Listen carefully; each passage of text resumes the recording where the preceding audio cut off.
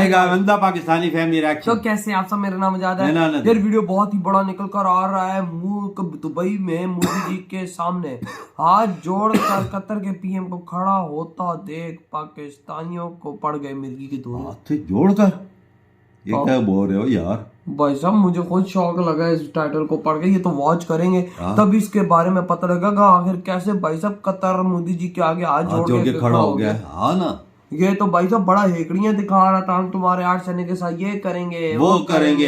हम भारत से डरने वाली नहीं, हेकड़ी निकल गई। लेकिन अब ये वॉच करेंगे तभी इसके बारे में कुछ बातें कर पाएंगे। तो स्टार्ट। पीएम मोदी के आगे हाथ जोड़कर खड़ा हो गया कतर का शेख। 8 पूर्व नौसैनिकों की फांसी पर लगी रोक। 160 देश के प्रतिनिधि तस्वीर देख हिल गए। 8 पूर्व नौसैनिकों की फांसी की सजा सुनाने के 1.5 महीने बाद घुटने टेकने पर कतर हुआ मजबूर। मोदी ने चली ऐसी चाणक्य नीति की कांप उठा कतर। मुस्लिम देश में मोदी ने कर दिया बहुत बड़ा खेला। भारत की ताकत देख दुश्मन देशों में छाया मातम। जल्द सुरक्षित लौटेंगे भारत के 8 पूर्व नौसैनिक।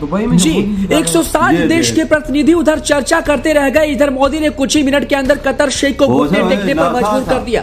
8 पूर्व नौसैनिकों की फांसी पर रोक लगाने के लिए मोदी ने सिर्फ 1.5 महीने के अंदर ही कतर को उसकी औकात दिखा दी है। मोदी के दुबई पहुंचने से पहले इस बात का अंदाजा हर किसी को हो चुका था कि इस दौरे में भी कुछ बड़ा होने वाला है, क्योंकि मोदी जब विदेशी दौरे पर होते हैं तो वो खाली हाथ नहीं लौटते। मोदी जब विदेशी दौरे पर जाते हैं तब इतिहास रचते हैं और कुछ बड़ा करके दिखाते हैं। ऐसे में दुबई के दौरे पर हर एक भारतीय के साथ पूरी दुनिया की नजरें थी। पहले मोदी ने स्वागत में अपना डंका बजाया और फिर पूरी दुनिया को हिलाया। वहीं स्वागत के कुछ ही देर बाद जब गहन विचार विमर्श शुरू हुआ तो अपने 8 पूर्व नौसैनिकों की फांसी के मुद्दे पर कतर शेख से बड़ी चर्चा हुई। मोदी और कतर शेख के बीच चर्चा शुरू हुई तो दुश्मनों के सीने पर मानो सांप रेंगने लगा। ऐसा लगा जैसे दुश्मन देश से मोदी ने कुछ छीन लिया है। खास तौर से पड़ोसी मुल्क पाकिस्तान को सबसे ज्यादा मिर्ची लगी है, क्योंकि पाकिस्तान और कतर के बीच रिश्ते काफी मजबूत है। और ऐसे में पाकिस्तान का दुश्मन देश भारत कतर के साथ जिस तरीके से दिखाई दिया उससे पाकिस्तान को गहरा सदमा लगा है। मोदी ने कैसे कूटनीतिक चाल चलते हुए कतर शेख को खुद उनसे बात करने पर मजबूर कर दिया। तस्वीर और वीडियो में साफ देखा जा सकता है कि दोनों नेताओं के चेहरे पर तगड़ी स्माइल है। इससे ये साफ हो गया था कि 8 पूर्व नौसैनिकों की फांसी पर रोक लग चुकी है, क्योंकि अभी तक सिर्फ दूर दराज से कागजों में ही ये बातें चल रही थी। लेकिन जब कतर के शेख से आमने सामने मोदी ने मुलाकात की तो ये तय हो गया कि 8 पूर्व भारतीय नौसैनिक जल्द ही अपने देश लौटेंगे। बताते चले कि 26 अक्टूबर को कतर की अदालत ने भारत के 8 पूर्व नौसैनिकों को फांसी की सजा सुनाई थी।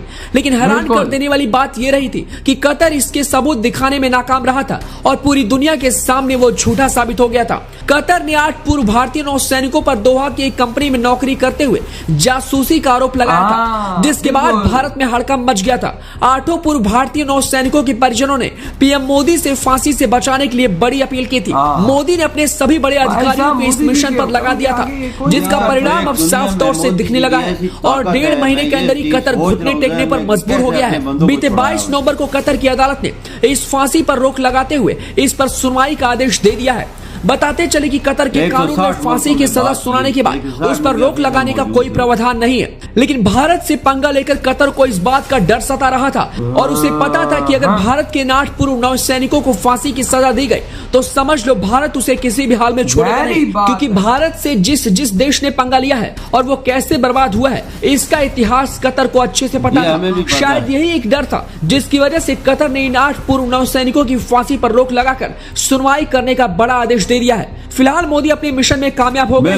मोदी का दुबई जाना 130 करोड़ देशवासियों के लिए ऐतिहासिक बन गया, क्योंकि मोदी ने उन वीर जवानों की जान बचाई है जो 130 करोड़ देशवासियों की रक्षा के खातिर बॉर्डर पर रहते हैं। कुल मिलाकर मोदी और कतर के शेख से हुई इस बातचीत से पूरी दुनिया हैरान है। जल्द ही भारत के 8 पूर्व नौसैनिक अपने वतन वापसी करते दिखाई देंगे और स्वागत के लिए पूरा देश ताली बजाएगा। 8 पूर्व नौसैनिकों की फांसी की रोक पर आप क्या कुछ कहना चाहते हैं, हमें अपनी राय कमेंट बॉक्स में दें। क्योंकि मोदी जी ने सारी हेकड़ी कतर की निकाल दी। और किस तरह यार वो सर नीचे झुका के चल रहा था और मोदी जी उसे बातें कर रहे थे और वो सुनी जा रहा था। मतलब के मोदी जी के आगे वो चूं तक नहीं गा रहा था। तो सोचो कि भाई साहब मोदी जी की कैसा दबदबा है कि भाई कतर का पीएम जो बड़ी हेकड़ियां अपने तेज में बैठ के वो कहते हैं ना, वो घर का कुत्ता घर के पास ही रह के बहू बहू करता है, तो वही वाला सीन था उनका। आज जब मोदी जी से दुबई में बाहर इलाके में मिला ही सर नीचे करके हाँ, देखना मोदी जी कैसे है, मोदी उसकी जी बात यूं ही सुन उसको रहा था। समझा रहा है, बता रहा है। हाँ। मेरे ख्याल से यही कतर के लोगों की बात चल रही थी, उनके 8 सैनिकों की, तो सर झुका गई हूँ। मतलब कि उसको चूं करने की भी हिम्मत नहीं हो रही थी कि मैं मोदी जी का आगे चूं करूं, क्योंकि उसको पता है कि अगर मैंने कोई बदमाशी इधर कर दी तो 160 देश है ये मुझे बर्बाद कर देंगे। 160 मुल्कों के सामने ऑफिशियल से बात की है इनसे। वही ना, हाँ। उसको भी पता था हाँ। कि अगर इनकार कर दिया तो भाई से 160 देश ही हमें बर्बाद कर देंगे, बिल्कुल। क्योंकि सारे मोदी जी की बात मानते हैं और सुनते हैं।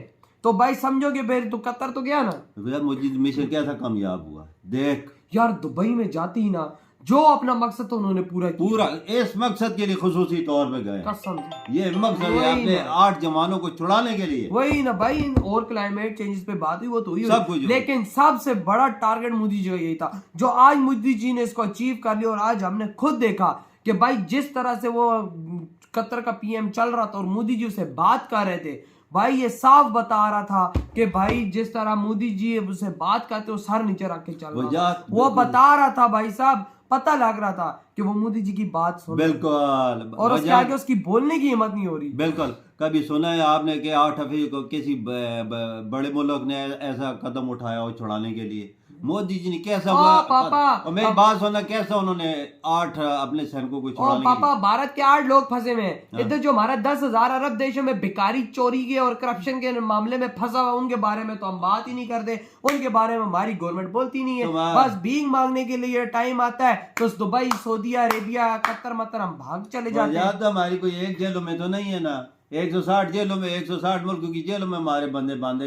यार बंदे हर देश के बंद होते हैं, वो मसला नहीं, लेकिन सादा बात है अरेबिक देशों में हमारे सारे भिखारी, चोर, फ्राडी, करप्ट लोग हमारा भाई साहब बाहर की जेलों में है। ये इधर अरबी की देशों में जो कहते हैं हमारे बहुत कम है, इंडियन है ही नहीं है। यार इंडिया आपने आज तक सुना है कि इंडियंस है? नहीं। कहाँ आपने सुन लिया कि इंडियंस है? ये तो जहां पर नाम आता है हम पाकिस्तानी का नाम आता है, या और किसी मुल्क का आता मुसलमानों का। मैंने आज तक नहीं सुना कि कोई इंडियन बाहर की जेल में हो। बड़े देख ना मोदी जी ने कैसा उसे नीचे दिखाया, देखो कैसा कदमों में आज गिरा है। भाई साहब बोल ही नहीं रहा था मोदी जी के आगे, वो बात तक नहीं कर रहा था कि भाई साहब क्या है तो क्या नहीं। बस सब स्टैंप लग गई है, छूट गए नहीं वजह। वही ना, अब तो स्टैंप लग गई है। लेकिन भाई साहब ये जो वीडियो निकल कर आया है ना कि मोदी जी के आगे वो बोल तक नहीं रहा था, ये शो करता है मोदी जी की इस दुनिया में पावर। ये शो करता है कि इस्लामिक वर्ल्ड में आखिर मोदी जी की क्या पावर है। भाई इस्लामिक वर्ल्ड भी मोदी के आगे नहीं बोल पा रहा। वजह असल मसला है ना, अदालत जो है ना, अदालत का फैसला कुछ भी नहीं। अगर बादशाह हुक्म देते तो समझ लो खत्म। बिल्कुल, इस्लामिक देश तो मुताबिक तो मोदी जी के आगे बोल नहीं पा रहे। बादशाह सलामत उनके कदमों में गिरा हुआ है। हाँ बिल्कुल, मोदी जी के समझो छूट गए, बिल्कुल आ जाएंगे, बिल्कुल कोई शक नहीं इसमें। क्या इसमें तो भाई साहब कोई शक नहीं। आप खुद सोच लो ना कि मोदी की क्या बहुत बड़ी ताकत है जगत, बहुत बड़ी। वही ना, हम लोग तो बोलते, मैं जुबान हो गई ये बात बोलते हुए कि हम सोच रहे हैं कि भाई इतनी बड़ी पावर है कि इस्लामिक देश तक कुछ नहीं उखाड़ पा रहे। मोदी खड़ा हुआ और 56 इस्लामिक देशों की मार के रखी हुई है। 160 मुल्कों में आज तुम्हारी ये कतर। वही ना, 160 मुल्क। तो यार आपके क्या थॉट है इस बारे में? इधर वीडियो खत्म कर देते हैं।